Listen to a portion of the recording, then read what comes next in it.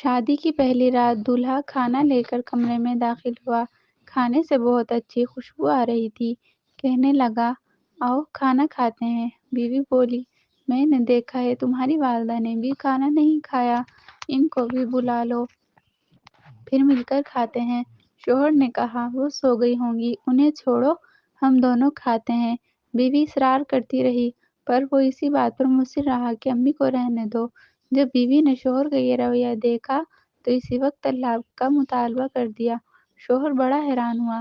اس کے مطالبے پر اس نے بڑا سمجھایا، لیکن وہ اپنی بات پر ڈٹی رہی، یہاں تک کہ طلاق ہو گئی، دونوں الگ ہو گئے۔ پھر دونوں نے دوسری شادیاں کر لی۔ 30 سال گزر گئے۔ عورت کے بیٹے ہوئے۔ وہ بہت محبت کرنے والے، ماں کا خیال رکھنے والے، بہت آسودہ حال تھی وہ۔ اس نے ارادہ کیا کہ حج کرنا چاہیے۔ سفر کے دوران بیٹے اس سے کسی ملکہ کی طرح پیش آ رہے تھے، پاؤں زمین پر لگنے نہ دیتے تھے۔ صحرائی سفر تھا۔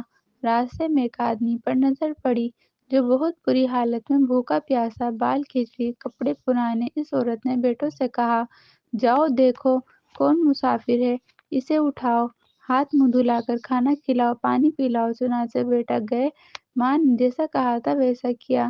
عورت کی جب اس پر نظر پڑی تو جان گئی وہ اس کا پہلا شوہر تھا۔ کہنے لگی، یہ کیا کیا وقت نے تمہارے ساتھ؟ بولا، میری اولاد نے میرے ساتھ بھلائی نہیں کی۔ عورت کہنے لگی، کیوں کرتی کہ تم نے والدین کے ساتھ برا سلوک کیا تھا۔ میں اسی دن جان گئی تھی کہ تم ماں باپ کے حقوق ادا نہیں کرتے، اسی لیے میں ڈر گئی تھی کہ کل کو میرے ساتھ بھی ایسا ہی ہوگا۔ یہ دیکھو آج میں کہاں ہوں اور تم کہاں۔ ماں باپ کے ساتھ برا سلوک اللہ کی نافرمانی ہے۔ اگر اپنا بڑھاپا ہم شاندار گزارنا چاہتے ہیں تو والدین کے ساتھ شاندار سلوک کیجیے، کیونکہ یہ ایسا عمل ہے کہ جس کا بدلہ دنیا میں ہی دے دیا جاتا ہے، خواہ اچھا ہو یا برا۔